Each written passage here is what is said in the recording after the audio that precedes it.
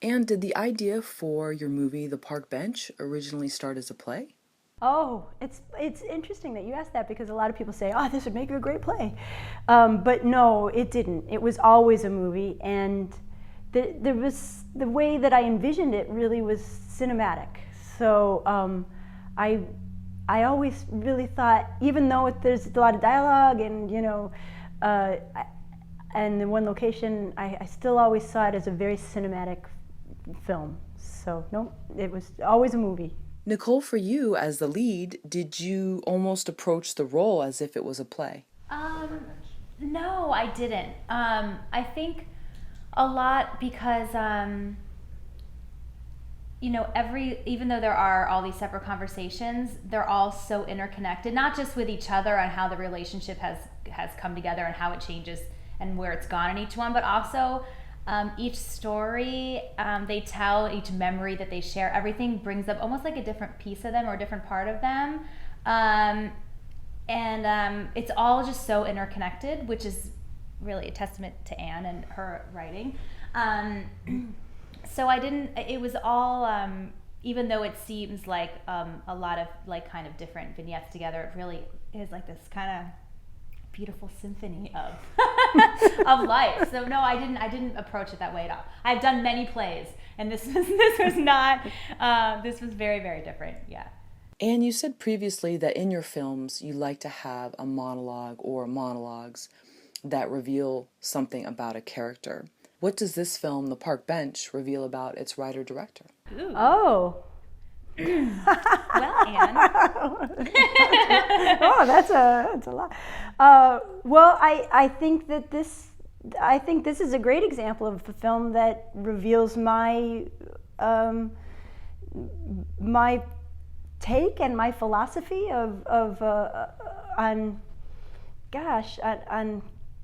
on life. I think one thing I like, for example, in the way that my characters relate to each other. Well, I think that's very real. To me, that feels very real. I think that characters who talk around their feelings, I don't think they often talk at them or about them. I think that's very normal. I think characters tease each other. I think characters joke around a lot. People, real people in life. That's what I meant to say.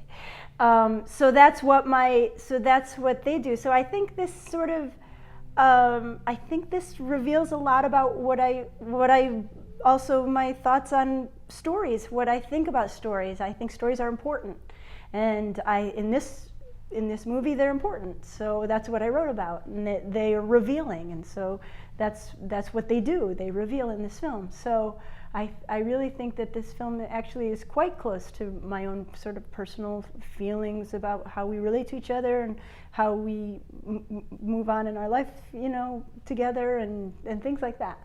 Yeah.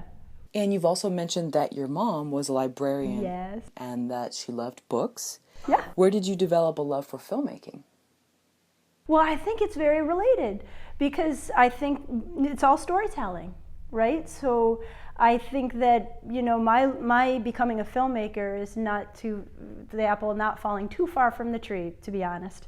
Yeah, my mother loved books and she loved sharing them and she loved suggesting them for people. That was like the big part of why she enjoyed her job. And I love it too, for the same reason. I love revealing things in stories, and so filmmaking, and I don't think it's too far removed, actually. Do you two remember the first film that you watched and just felt like you came alive, and when you saw it you were like, you know what, I was just meant to do this, or felt that you were drawn to it? I feel like I've always just known that I wanted to do this. I mean, my dad has stories of me since before I remember, but for some reason Steel Magnolias comes to my mind. Is that right? Yeah. Oh, that's interesting. Yeah, it is interesting. I've never talked about it before. No one's ever asked me that.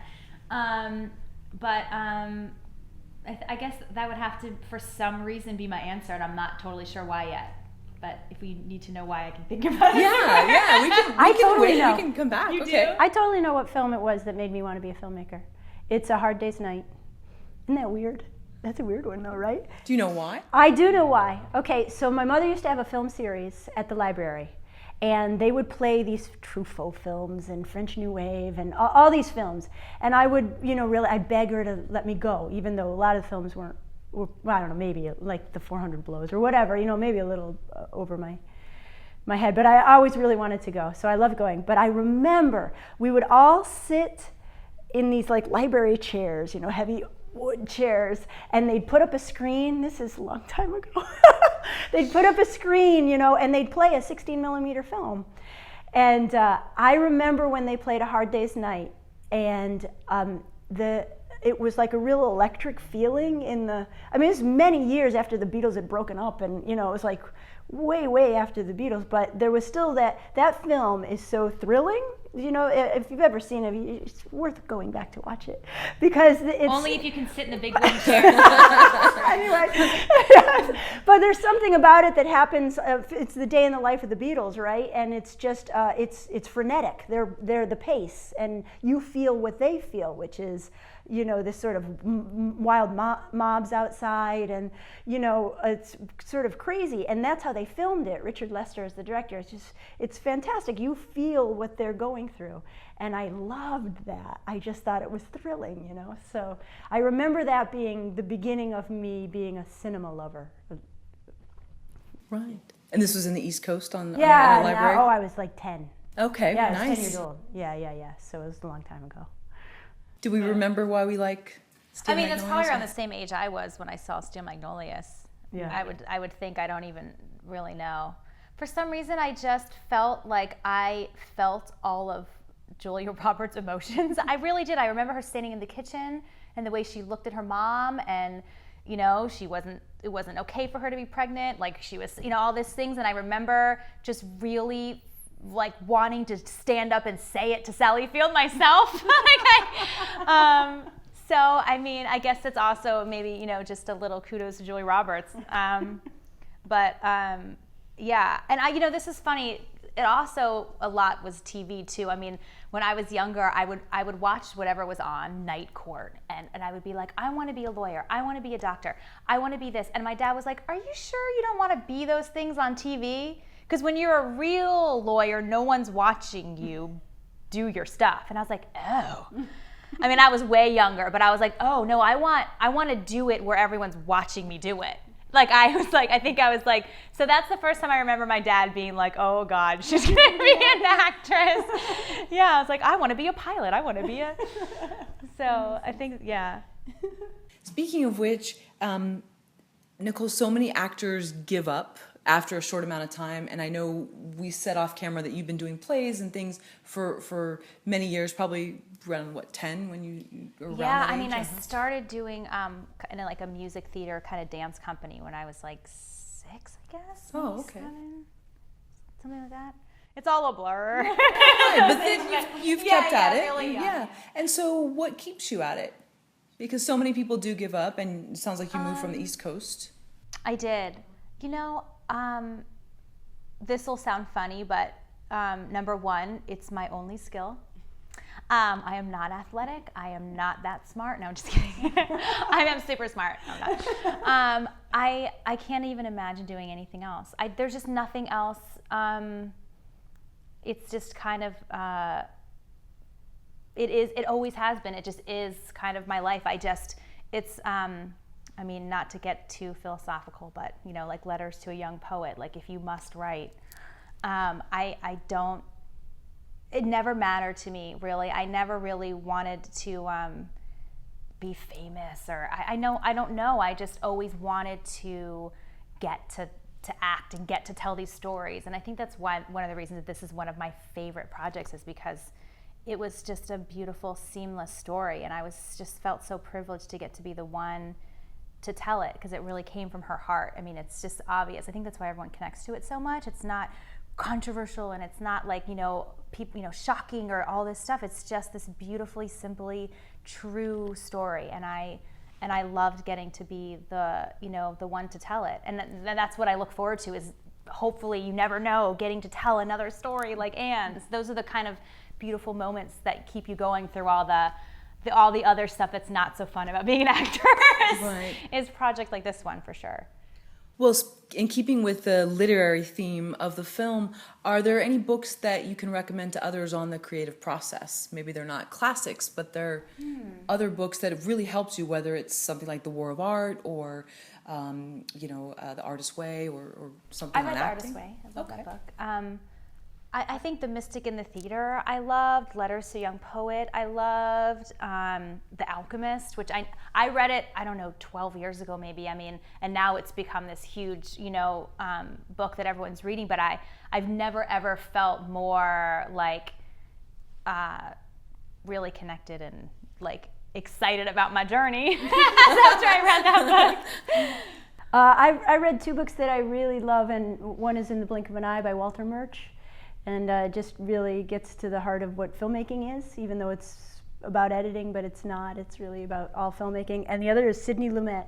And I'm blanking on the name of the book, but Sidney Lumet wrote this wonderful book that breaks down filmmaking into every category of pre-production through production. And it's just he's a storyteller, right? And so everything's informed by how to tell your story. That was a book that I really remember being very helpful. Well, you both have such upbeat personalities, and I know, Anne, from listening to another interview, I found it fascinating about how you sort of saw the world, and you were talking about, I think, your daughter's school. Yeah. Are there days that you get discouraged, though, because you just seem so uplifted by all of this? I'm sure that it's not always easy, but how do you view it? How do you take on those challenges?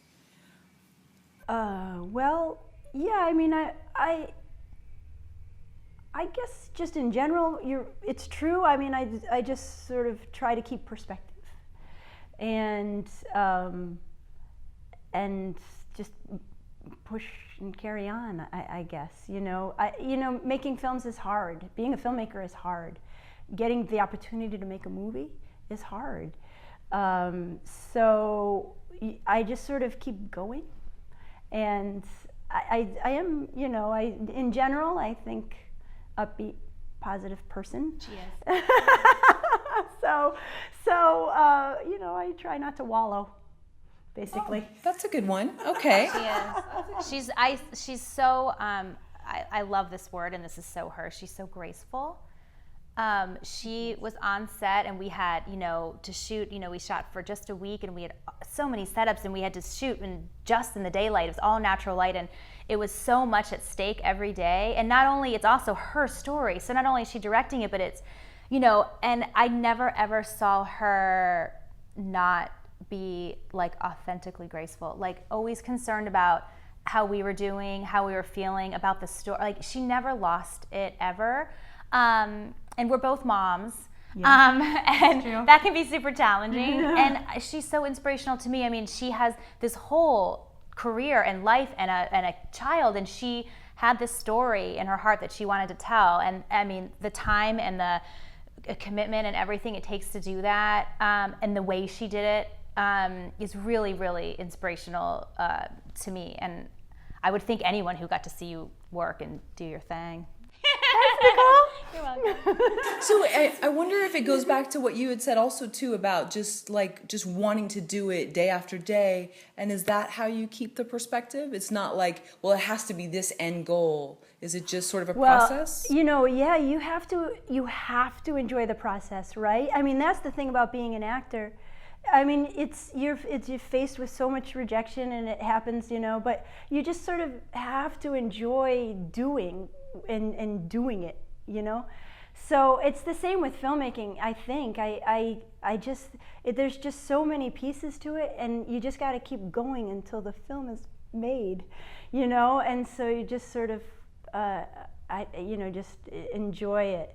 But you do have an end goal, you do. When you're making a movie, you're hoping that you're making the right decisions every time, and you're hoping I'm probably a little more neurotic than I come off. I sweat everything, I really do, But that's just part of what makes me want to care about making sure my actors are taken care of and able to do what they need to do, and the rest of my crew and everybody that I've had to collaborate with.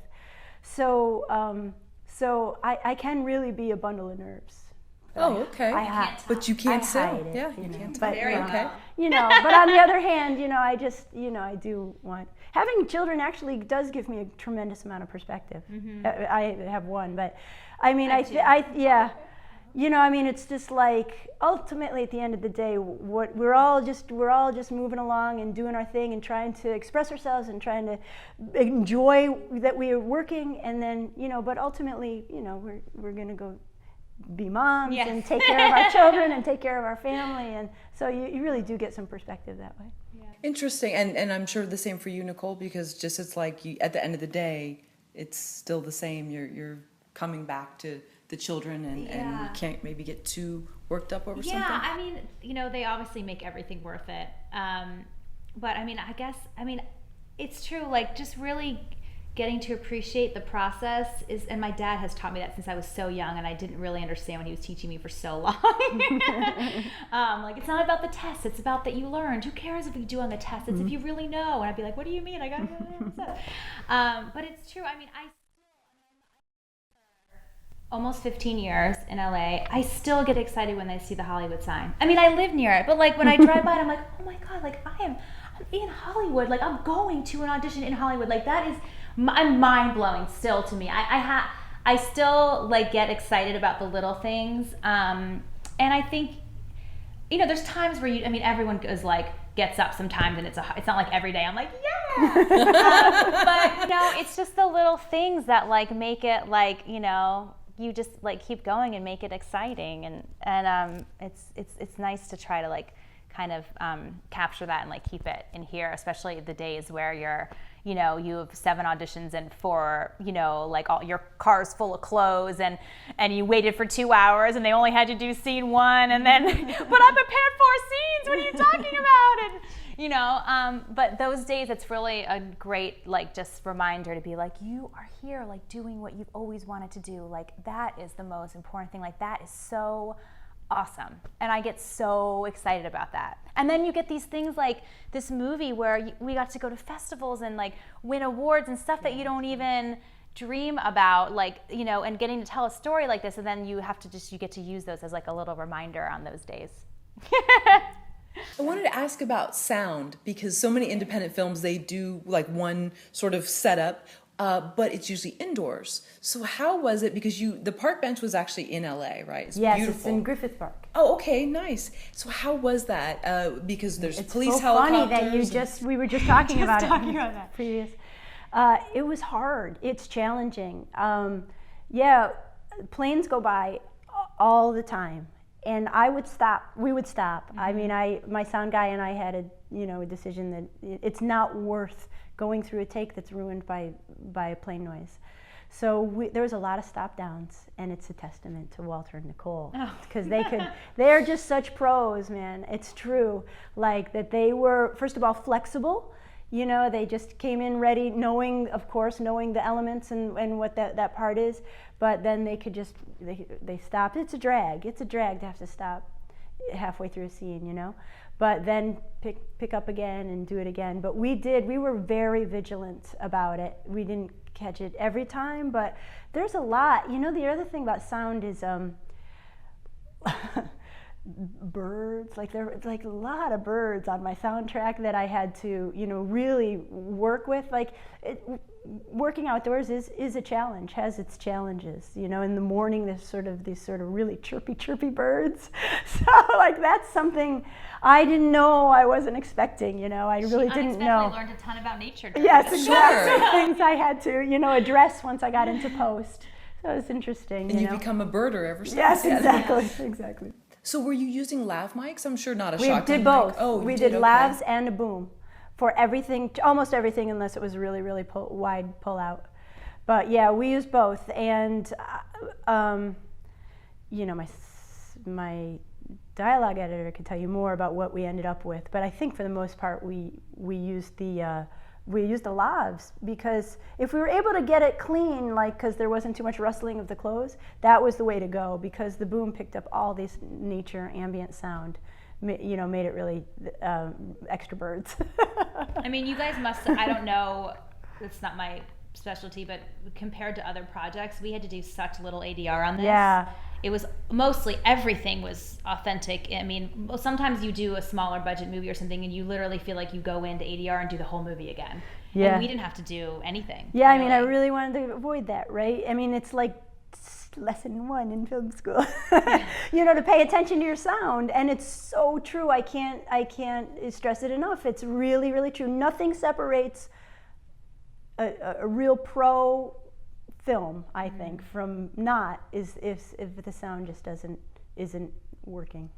Right. And so you're battling the planes, or probably, you know, maybe police helicopters. Yes. And then you're only on the park bench for how many hours a day? Because you didn't want to lose that beautiful light that you had. Yeah, we would start at sunup and we'd end at sundown. Okay. Pretty much. Okay. So how was that, stopping and starting and finding that? Because there were some very emotion-filled scenes that I'm sure then you had to be like, oops, sorry, holding for planes. Well, we really did work hard, I will say, to finish a scene by the end of a shooting day. Oh, like yeah, we never had to go back to a scene that we had started shooting the day before. Only like one time, but it was the other perspective. Like we yeah, were very right. lucky. That's right. Yeah. That way. But still, they, you know, you go ahead. Sorry. No, I mean, it was, you know, also like a lot of times, like other, you know, everyone's trying to do their job on a set, especially a set like this where it's very challenging. And Gareth, the cinematographer, was so wonderful and peaceful and calm, and she was, and it made a huge difference, because when you're an actor and everyone, you know, and then it's like, cut, you know, and people are mad and whatever, and like, you're like, oh, and they were so careful and so in tune with what me and Walter were doing and where we were in the story, whatever, that we never got. They were so good about, not as much as they could, not pulling us out of the story for technical reasons, which was really important for this story, because everything kind of happened in front of the camera. We'd never got to really rehearse beforehand. We did all our kind of prep on our own, and it really did kind of come to life on camera, and they were really aware of that. And we didn't have a lot of coverage, you know. I mean, really, we just didn't have the luxury of the time to do a ton of coverage for every scene. So that, you know, it really just had to happen, sort of. So keeping with the theme again of the literary references, any books or stories that sum up your careers that you can share? Oh my goodness gracious. Well, I don't think mine sums up my career. I mean, not yet, at least. Sure, the process of it. Yeah, I mean, I'd have to say, I think I already said this, The Alchemist is really like, that's what I always kind of go back to, is like knowing that, you know, that it's really about the journey. And I think if you want to be any kind of artist, that has to be what it's about. And you have to keep bringing yourself back to that, because if not, then it's just heartbreaking. And you know, it really is about the little things and the journey, because if you know, I mean, I guess it's really what life is about too. I mean, but I mean, I have to say that book is really, I mean, I think I've read it approximately 12 times at this point. Wow, that's a good answer. Yeah. No, you know so many books. I'm totally blank. I can't think of one thing. No, okay. I like fiction. I don't know. I can't think of anything fiction. As long as you don't say It's like Ethan Frome. Ethan Frome is neither of our. Sorry, Ethan Frome was that's really not hard my for me to slow read. story. I don't know. If I were a character in a book, I would say I would have been a character in an Ann Tyler book, because I love her characters. I think they seem very real to me, and but funny also. So golly, I'm completely, I don't have a thing. I mean, if it was nonfiction, I would have to say, like, I do love Tina Fey's Bossy Pants. Okay. I have read that a couple times. It's funny, and it's true, and it's real, and it's a good kind of piece of kind of every artist's life, and I have to say, I really like enjoyed it, and it kind of makes you just laugh at yourself a little bit. Yeah, no, I think that's great. I've read a lot of biographies, you know, a lot, like Carol Burnett. Yes. You know, fantastic. Oh, yeah. Terry Garr, fantastic. You know, so interesting, really interesting lives of people. That's a good question. Oh, thank you. You got us. And lastly, what do you want people to take away from the park bench? Is it about people from two different worlds seeing that they had more in common than, you know, you would think first meets the eye? What is it? Because I know it's a very personal story. There's parts of you in it. It sounds like there's parts of your mom. Yeah. What? Well, I think it is about two people who are not like, you know, they don't come from, you know, Right. Opposite ends of the world, but they're just two people who sort of didn't think they were, you know, really going to get along, you know, who just little by little, you know, their feelings change. And I think it's also ultimately, I guess, about being open to change, right? And to sort of allowing yourself to open up to the possibility, you know, of that you could go a different direction, and what does that mean, you know? So I think that's part of it. What does it represent to you, Nicole? Wow. For me, I think it's really the whole experience. When I sum it, come down to it, it's really about kind of just being like true to what's in your heart, which sounds so generic, but it takes a lot of time and energy to really know what's in your heart. I mean, I think people think that they were just, you know, and I think, you know, you're born and you just know what you want to do, whatever, but it takes time to get to know yourself. And so much of this movie is about, they really, while they're telling each other about their stories and their memories and their lives, they're really like getting to know themselves. And I think that a lot of time you think that like you know yourself, or you know what you believe and you know what you stand for, and you guys, you know, and a lot of conversations happen over, but then sometimes you're listening to yourself talk, or like you're whatever, and you're listening to someone else's story, and sometimes you learn more about yourself from something someone else said. And I think Anne brought that to life in a way that I've never seen before, and I got to experience it by getting to be Emily, and that was really, really neat. And I think it's carried through to the more since the movie, about the way I love to listen to people, the way that I have conversations now. So I think it's a really beautiful story that you can kind of bring into your everyday life. That's good.